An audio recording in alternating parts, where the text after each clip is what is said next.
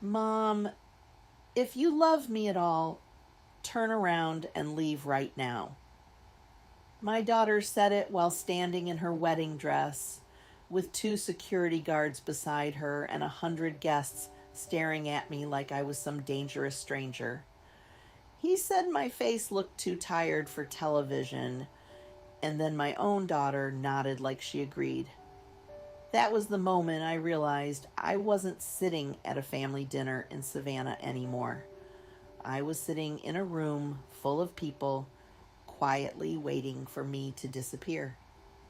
I was 74 years old when my daughter Emily invited me to Georgia for a fresh start. Those were her words. After my second fall that winter in Cleveland, she called every morning pretending to worry about my health, my stairs, the ice on the driveway. Looking back now, I understand she wasn't worried about me. She was worried about timing. Emily and her husband Randall lived in a large brick house outside Savannah with two expensive cars in the driveway and the kind of furniture nobody's allowed to sit on. Everything smelled faintly of lemon polish and money problems. Randall worked in commercial real estate, which sounded successful until you listened closely enough. Bills came in thick envelopes. Phones rang late at night. Conversations stopped when I entered rooms. Still, I tried to be grateful. The first week, Emily hugged me constantly. She bought me slippers. She insisted I take the downstairs guest room because stairs aren't safe at your age. I ignored the sting in that sentence. Women my age get used to swallowing insults disguised as concern. Then came Sunday dinner. Randall invited his business partner and his wife. Their son worked in local television, and somehow the conversation drifted toward aging actresses, women trying too hard to stay young. Everybody laughed politely. Then Randall looked directly at me while carving ham. Honestly, he said, older women become invisible the minute they stop looking pleasant. I felt the table go quiet for half a breath. Then he smiled. That's not an insult, Carol. It's just reality. I stared at him. My daughter lowered her eyes to her wine glass, and then he added the sentence I still hear in my sleep. She said my face looked too tired for television, and then my own daughter nodded like she agreed. Emily gave this little shrug afterward. Tiny. Cowardly. Well, Mom has had a rough few years. The humiliation hit me so hard my ears rang. I excused myself calmly and went upstairs to the bathroom. I locked the door and sat on the edge of the tub staring at my reflection. My hair was thinner than it used to be. The skin under my chin sagged. But my face wasn't ugly. It was lived in. There's a difference. Downstairs, I could still hear laughter. That night, around midnight, I woke thirsty and walked toward the kitchen. Halfway down the hall, I heard voices in Randall's office. The door was cracked open. She still owns the lake property in Michigan, right? Randall whispered. Emily answered quietly. Yes, but she refuses to sell it. She'll have to eventually. A long silence followed. Then my daughter said something that made my stomach turn cold. She doesn't realize how expensive her care is going to become. I froze. Care, not health, not happiness. Care. Like I was already becoming a problem to manage. Randall lowered his voice further. Once the paperwork's signed, we can refinance everything. Paperwork. I stepped backward before the floorboards could creak. My hands were shaking so badly I had to grip the hallway table to steady myself. Back in the guest room, I sat in darkness until sunrise. At 6:12 a.m., my phone buzzed. It was a fraud alert from my bank in Michigan.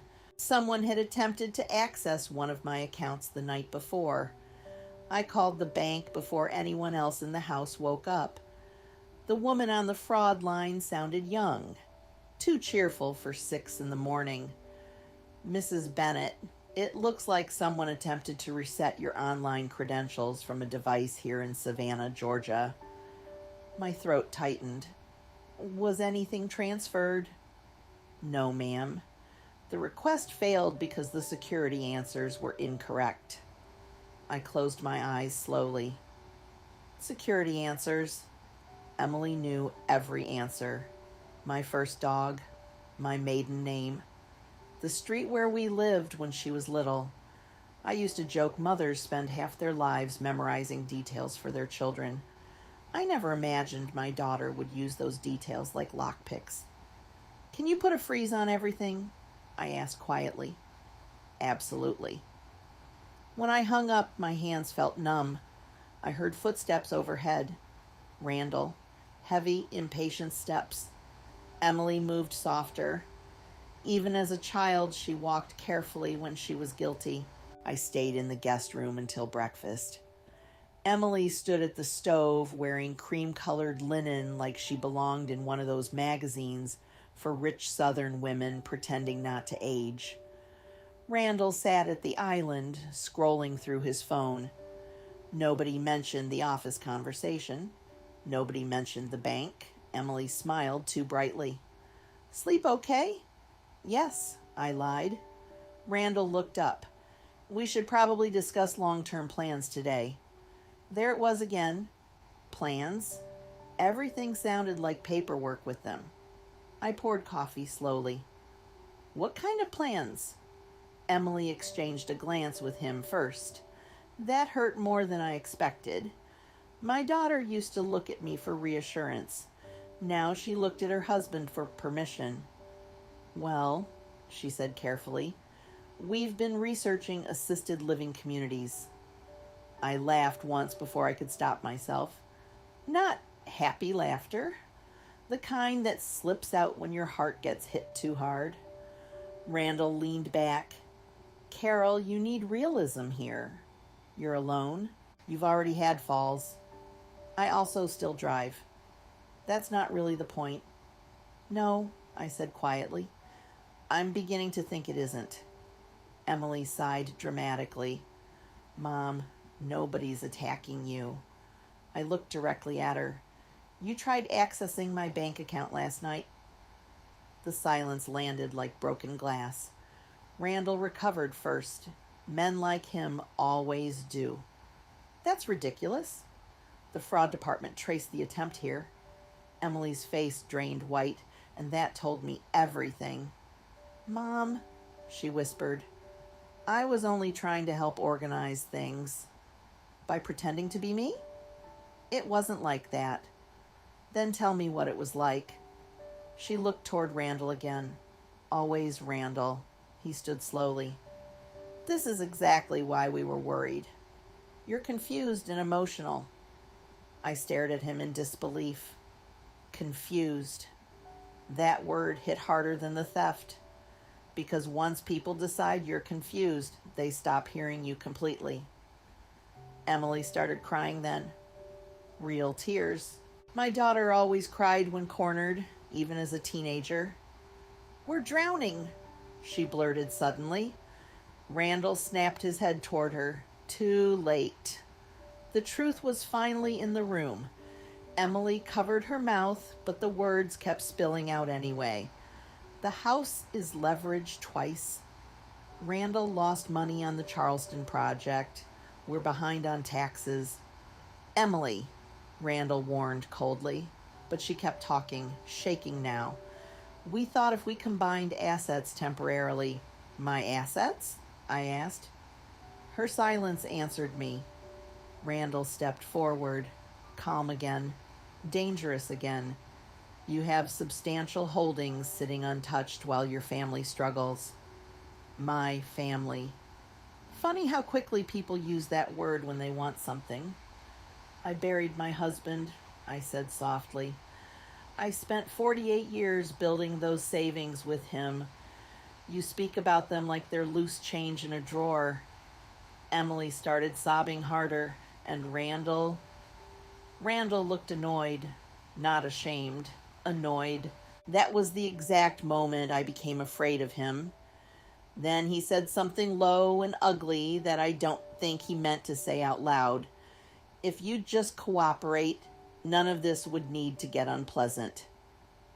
The room went completely still, and upstairs, I suddenly heard a floorboard creak.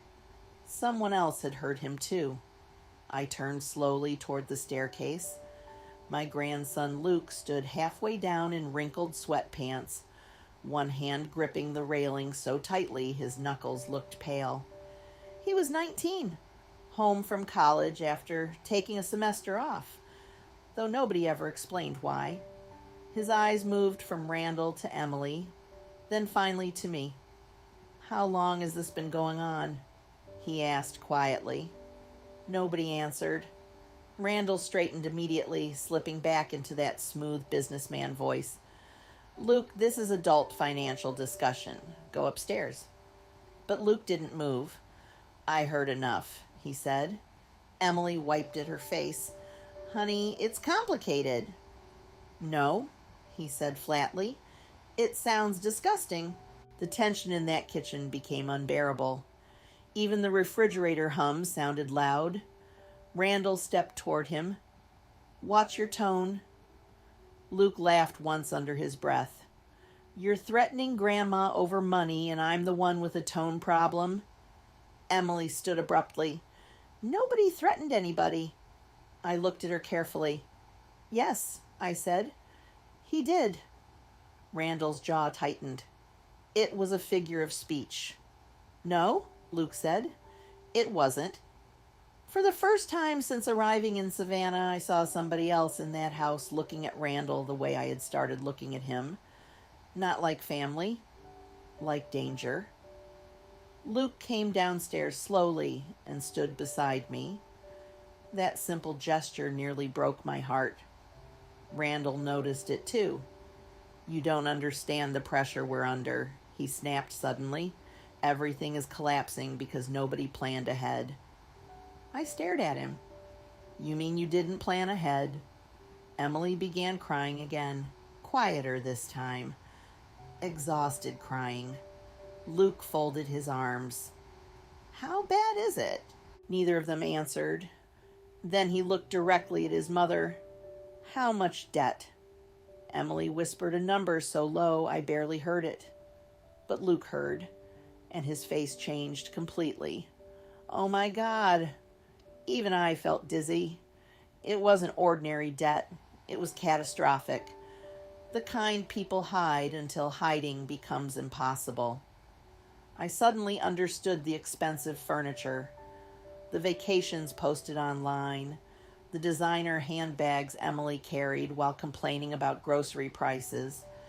It had all been theater, and now they needed me to save the production. Randall pointed toward me sharply. "This family would be fine if she'd stop being stubborn." Luke actually flinched at that. "She's 74. And she's sitting on millions in property in retirement while we drown." There it was. Finally honest. Not concern, not care. Money, just money. I stood slowly from the table. My knees hurt, but I refused to show it. "I'm leaving," I said. Emily looked horrified. "Mom, don't do this." "Do what? Protect myself?" "You're twisting everything." I picked up my purse carefully. "You tried to access my bank account." "We were desperate." "You were dishonest." Randall moved toward the doorway before I could reach it. Not aggressively, exactly, but enough. Enough that my pulse jumped. "You're overreacting," he said. "Nobody's stopping you from leaving." But he didn't move aside. Luke noticed too. "Move," he said coldly. Randall ignored him. Then Luke stepped between us. I will never forget that moment. My grandson standing there facing his own father like a stranger. "You heard her?" Luke said. "Move." Randall's face darkened instantly. For one terrible second, I thought he might shove him. Instead, he stepped aside hard enough to bump Luke's shoulder on purpose. Emily gasped. Randall. But he was unraveling now. You think you're all so innocent? He snapped. You enjoy this house. The cars, the tuition. Everybody benefits until the bills show up. Luke stared at him with pure disgust. You were going to steal from Grandma. I was trying to save this family. No, I said quietly from the doorway. You were trying to save yourself. The silence after that felt deadly. Then Emily said something so quietly I almost missed it. There's more. Everybody turned toward her. Her mascara had smeared under her eyes. She suddenly looked older than me. Randall said sharply, Emily! But she kept staring at the floor. The house, she whispered. It's not the only thing we owe on. A terrible feeling crawled through me. What did you do? Luke asked. Emily finally looked up, and when she answered, my blood went cold. We used your grandfather's lake house as collateral 6 months ago. For a second, nobody moved. I honestly thought I had misheard her. My lake house? I said. Emily nodded once, barely. The room tilted around me. That cabin in northern Michigan wasn't just property. Raymond built half of it himself with his brother in 1979. Every summer of my adult life lived inside those walls. Christmas mornings, fishing poles on the porch, my husband teaching Luke to skip stones before Randall poisoned everything between them, and they had used it without telling me. How? My voice sounded thin even to me. How could you possibly use property that isn't yours? Emily covered her face. Randall answered instead. There are ways to leverage expected inheritance assets through private lenders. Private lenders, not banks. Something uglier. Luke looked sick. You borrowed money against a house Grandma still owns? It was temporary, Randall snapped. The Charleston deal was supposed to close. But it didn't, I said quietly. He said nothing. And that silence finally revealed the full truth. The expensive life, the fake confidence, the pressure to move me into assisted living. It was all collapsing already. They hadn't invited me to Savannah out of concern. They brought me there because they were desperate. Emily suddenly stood and grabbed my arm. Mom, listen to me. We were going to fix it before you ever knew. I pulled away instinctively. That hurt her. I saw it immediately, but not as much as it hurt me. You forged documents? I asked. No. Too fast. Too loud. Luke looked at her sharply. Emily started crying harder. I signed preliminary authorization papers, but Randall said it was legal because we're family and because eventually the property would become mine anyway. Luke swore under his breath. I felt cold all over. Did you sign my name?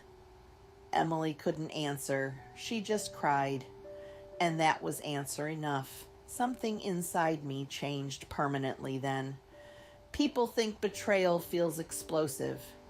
It doesn't. Not real betrayal. Real betrayal is quiet. It's the sound of your own memories rearranging themselves. Suddenly, I was remembering every holiday Emily cut short, every financial emergency, every time she insisted I simplify my accounts because paperwork gets confusing at your age. Not concern. Preparation. Randall stepped forward again, lowering his voice like he still thought he could manage the situation. Carol, panicking won't help anybody. I looked directly at him. You committed fraud. His eyes hardened instantly. You can't prove that. Luke stared at his father in disbelief. And Emily. Emily looked terrified for the first time since I arrived. Not scared of losing me. Scared of consequences. Then my phone rang. Unknown Michigan number. I answered automatically. Mrs. Bennett? A man asked. This is Harold Finch from Superior Lending Group. My stomach dropped. Yes? We've been attempting to reach your daughter and son-in-law regarding delinquent collateral obligations tied to the Bear Creek property. Luke closed his eyes. Randall moved toward me immediately. Hang up. I ignored him. The man continued carefully. Ma'am, unless payment arrangements are made by Friday, foreclosure proceedings may begin. Foreclosure. On my husband's lake house. I felt something in my chest tighten painfully. Randall reached for the phone. Luke grabbed his wrist hard enough to stop him. Don't touch her. The two of them stood there locked together like strangers in a bar fight instead of father and son. Then the lender said one final sentence that made Emily collapse into a chair, sobbing. There's also an active investigation regarding signature authenticity on several submitted documents. The room went dead silent. Randall ripped his arm away from Luke, and for the first time, he looked afraid. Nobody spoke after that call ended. Not immediately. Emily sat frozen at the kitchen table with both hands covering her mouth, making these small choking sounds like her body had forgotten how to breathe correctly. Luke stood near the counter, staring at his father with absolute disbelief, and Randall was thinking. I could see it happening behind his eyes. Not guilt. Strategy. That frightened me more than anything else. Finally, he straightened his tie slowly and said, We need to calm down before anybody makes mistakes. I almost laughed. Mistakes? I said quietly. You forged my name. You can't prove who signed what. Luke stared at him. Jesus Christ. Emily looked up sharply. Randall! But he kept going. The lender's bluffing. These companies threaten investigations constantly. I moved toward the hallway table where my purse sat. Randall noticed immediately. Who are you calling? A lawyer. His face changed. Not panic exactly. Calculation collapsing. Emily stood suddenly. Mom, please don't ruin us. I turned toward her slowly. You already ruined yourselves. She started sobbing again. We were going to fix it. With my dead husband's property? No, we just needed more time. Luke spoke without looking at either of them. How long were you planning this? Emily couldn't answer. Randall did. About a year. The honesty of it hit like a slap. A full year of phone calls, holidays, birthday cards, little acts of concern, all while planning around my death like it was a financial event. Luke looked physically sick. You used Grandma. Randall snapped back instantly. Everything I did was for this family. No, Luke said quietly. You did it because you couldn't stand failing. That landed hard. Too hard. Randall crossed the kitchen in 2 fast steps and shoved a finger toward Luke's chest. You have no idea what pressure looks like? Luke didn't move. I know what stealing looks like. And suddenly, Randall lost control. It happened fast. His hand struck the counter so violently a glass shattered onto the tile floor. Emily screamed. I jumped so hard pain shot through my hip. You ungrateful little bastard, Randall shouted.